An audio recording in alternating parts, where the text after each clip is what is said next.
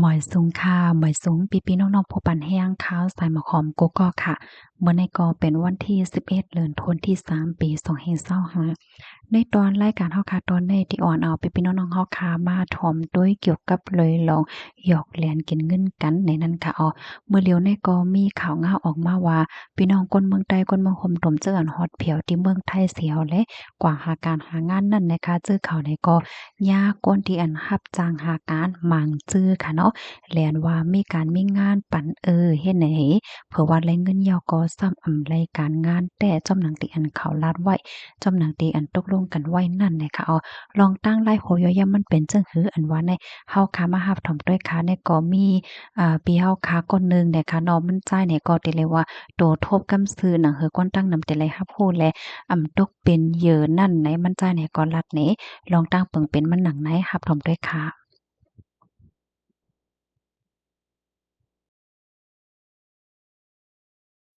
แต่มันก็ว่ามันมีการสมัครก็นะมีการเช่าห้องแต่ได้เช่าอยู่ที่เป็นน้องหน้างานนั่นน่ะเนาะน้องที่เป็นน้องโรงงานนั่นน่ะหน้างานนั่นน่ะนะแล้วก็ให้โอนน้ำตังนะว่าเขาก็ว่าโอนน้ำตังก็รายงานมันแน่นอนอยู่เนอนนะแน่นอนนะโอนบัตรให้โอนเงิน3,500นะว่าเขาว่า3,500ได้ครับมีนะว่าแต่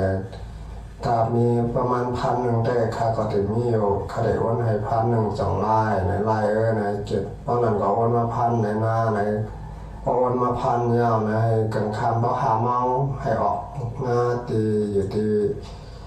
ใครอยู่ในสิออกมาหน้างานมาทำงานบ่หาเมาในเวลาที่เข้างานนอนนะมาออกมาหาเมายาวแต่ได้มาเข้าอบรมจน พอถึง3 ถึง 5 โมงมันขาดโทรหาน่ะ4 โมงเลยขาดโทรหาเขาโทรหาตั้งคืนแต่4 โมงเลยโทรหาหับสายใครปอแบบมันฟันว่ะเอาไว้อะมาหับสายโทรเลยกำกับหับสายเขาว่าในแต่ก้นแหลนยาวในยาลนหลอกยาวกับในไหนไปเสียเงินมีสังกัดหินเงินใต้ก้อยปานเขาเป็นใต้หนังการนิยมการว่าอยู่ทั้งราชิวปีข้าก็อยู่ทั้งราชิวซึ่งมันเป็นใต้หนังการใจกันมาเหตุการณ์ซึ่งนั้นซึ่งนี้นะว่าข้างขาในข้าก็ยุ่มเขาเอาอ้นบันเงินพันส่งตีอยู่ส่งตำแหน่งส่งตีอยู่ไม่มาที่ในนาปีนะว่าอยู่ทั้งบางปูทองนั่นมาอะไรอยู่แถวบางปูทองโรงเรียนเหยาบางปูทองเลยมาไวๆแหละเนี่ยว่าหามองเลยมาถึงที่ในหน้านะ4 โมงเลยเวลาหนูออกกาหรือก็หาจู้เขาใน4 โมงเลยโทรหาเขาคำฮับซ้ายโทรตั้งคืนถึง4 ทุ่มกลางคืนเนี่ย11 โมงโทรหาฮับซ้ายแล้วเนี่ยเขาถูกล้นแล้วเนี่ยเป็นใต้หนังกันก่อนแดงกันจังนั้นยาคนใต้อะไรยาแทงไหลหกแทงมันเจ้งขาเป็นใต้หนังกันก็อย่าไปเล่นกันมาเป็นใต้อยู่เป็นมันเป็นปะอูใต้ยังขังแข้งร้อยข้อหาการปันเปิ้นก็ให้ตั้งตั้งแห้งเปิ้นก็มาหากินเหมือนเฮาเปิ้นได้ลำปากเปิ้นได้อยากนะอย่าไปเฮ็ดอย่าไปแหลนเปิ้นเงิน1,000เลยเป็นกินเมืองไทยเป็นกินต้องเคยจำเลยนะเพราะเอากินบ่กินเกยในเงิน1,000มันจะว่าเงินเล็กๆน้อยๆนะอย่าให้ก็หาแหลนทั้งเปิ้นคนใต้ในป้อแหลนกันจังนั้นมันดีกว่าบิน้องเมืองไทยนะเป็นอยู่ที่ไรก็เป็นคนขี่แหลนคนมองแหลนอย่างนั้นห้าแหลนกินเป็นเพราะเป็นแหลนห้าสังเตเจรีอยู่ห้าตรงเขาสังเตเป็นโป้เจอยู่ห้าแล้วเราวนติดตัวเขาออกอย่าไปก่อหาแหลนเปิ้นถ้าใครรักจังนั้นก็น้องเมืองไทยนะอย่าไปหาแหลนกันจังนั้นก็กลายเป็นจังสิ่งทั้งมวลในหาแหลนกินข้าวนั้นจะว่าล้วนหลอกในหลอกเดียวล้วนมา2 รอบ 3 รอบเท่านั้นในก็เนี่ยล้นแหลนอยู่ติ๊กๆก็มันเจอเขาเรื่องนั้นใต้หลังกันในล้นแหลนถูกแหลนหยอกแหลนกำนำที่คนใต้หลังกันในแหลนกินกันมันนำนี่ใส่มาหอมมา อย่าไปก่อหาแลนทั้งเปินเอาได้ก่อนหน้าอย่าไปยึดทางการซึ่งนะอย่ายึดตัวในการซึ่งนั้นนะคะใครรู้จะใครรักซึ่งนั้นไว้กันที่เป็นไต้โกไต้เซียก็ต้องสิ่งน้องมดจะอยู่ในเมืองไทย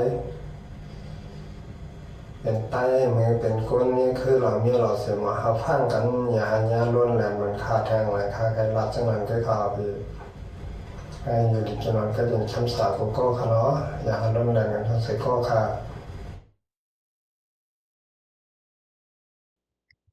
ออกค่ะลองตั้งเปิงเป็นมันก็เป็นไว้จังไหนค่ะเนาะก็ยินชมถึงปีเฮาคาในค่ะเนาะตีไม่ใจถึงก้นทางน้ำนั่นคือตีอำฮบทบยาจังหนังมันใจสิแลลัดเนตโตทบจังหนังไหนในค่ะเนาะยินชมยินอำเต้ๆในค่ะสิแลสังว่าพี่ๆน้องๆเฮาคาตีอันรับถมอยู่พ่องย่ามมื้อเหลียวใน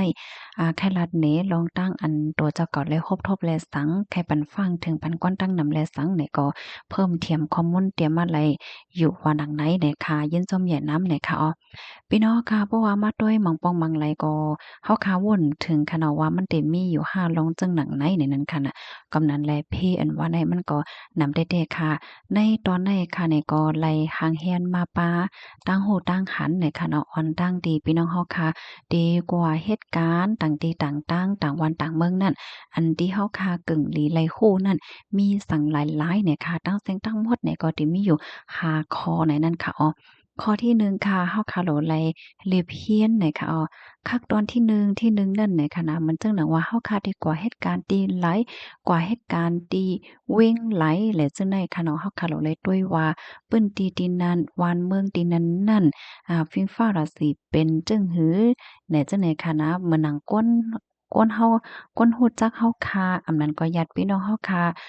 จ่องมีหาดตีนั้นไหนและจังไหนไหน เฮาค่ะเนี่ยก็รู้ไลเลยเพียนด้วยปยก็อ่าการงานเป็นหือในนั้นขนาดเนาะข้อที่1ในโลไลเลยเพียนด้วยกำในที่2เนี่ยค่ะโลไลมีดีกับสืบค่ะเนาะเหมือนจังหนังว่า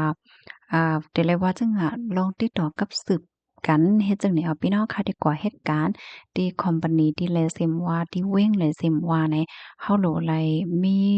ตรงวงไว้ค่ะเนาะเหมือนจังหนังว่าก้นฮู้จัก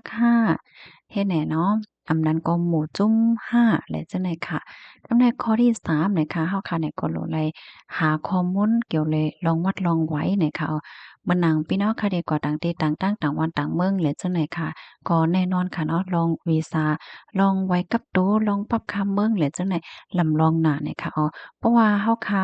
กว่าต่างวันต่างเมืองลุยปักเปิงหมายมีเพราะว่าเนี่ยจึงมันก็ได้มีพรหลีตั้งนำตั้งหลายค่ะสำหรับพี่น้องเฮาค่ะ ลักล้อมเข้าเมืองค่ะมีวัดมีไหวเพราะว่าในซึ่งสังเจ้าหนาว่าเจ้าก็ถูกยาป่นแป้นสังเสมว่าค่ะเนาะเหตุการณ์ไรเงินห้าและจังไหนแต่เด็กกว่าตึงกว่าลัดนั่นมันก็ใครหยาบไหวจังไหนเขาเฮแลมันไหนก็จังถูกยาป่นแป้นส่วนและส่วนเป็นส่วนไรนางยิ่งว่าสังว่าจังไหนก็มีให้ในนั้นขนาดมันซึ่งนางยิ่งหมังก็อันถูกยา ถึงย่าหยอกแลนกว่า5โหลดหลาย5แล้วจังไหนก็ซัมมีอยู่จ่องแม่นค่ะอันนี้ก็หลีฟังได้แต่เนี่ยค่ะกำในข้อที่4ค่ะเกี่ยวกับไปลองภาษาและฟิงฮิตฮ้อยปื้นตีอันที่เฮาค่ะได้ก่ออยู่นะคะเนาะเฮาค่ะได้ก่ออยู่ว่าในเว้งไหลเมืองและเซมว่าค่ะเนาะภาษาความลัดในดีเอสุดมันเฮาค่ะโหลเลยฮู้ไว้ค่ะเนาะลองกินข้าวกินน้ำลองปื้นฐานมันเฮ็ดจังไหนค่ะเฮแลฟิงที่เฮาค่ะอยู่ในค่ะมันจังหนังพี่น้องค่ะฮอดถึงที่เมืองไทยเนี่ยก็ ฟิงอยู่ฟิงกินที่เมืองไทยเนี่ยก็ลำลองที่เฮาค่ะกึ่งลีไลโฮเนี่ยค่ะข้อที่5เนี่ยค่ะเนาะเฮาค่ะโหลไลหางแฮนรับมือพรปางอันตีตีไลหาเพชรจังไหนค่ะเมื่อนังว่านั้นยอค่ะการที่เฮาค่ะก็อยู่ต่างที่ต่างๆอันว่านั้นมันก็เตรียมเหมือนที่วานตัวเจ้าเก่าเฮ็ดจังไหนค่ะนะเฮาค่ะได้ไลตื้อวี